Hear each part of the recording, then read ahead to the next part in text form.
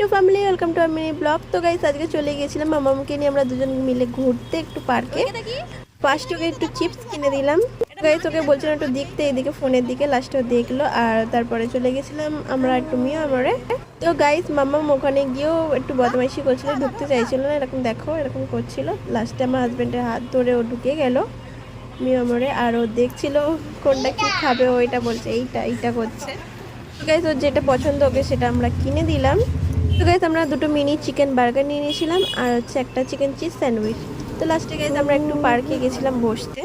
সেখানে তিনজন মিলে আমরা বসেছিলাম আর এখানে ফার্স্ট আমার হাজবেন্ড ঝালমুড়ি খেয়ে নিল আর আমি একটু ঠান্ডা ঠান্ডা জল খেয়ে নিলাম।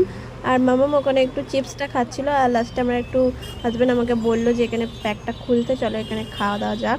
কত সুন্দর মিনি বার্গারটা লাগছে, দেখো কি কিউট দেখতে লাগছে, বলছে খাই না।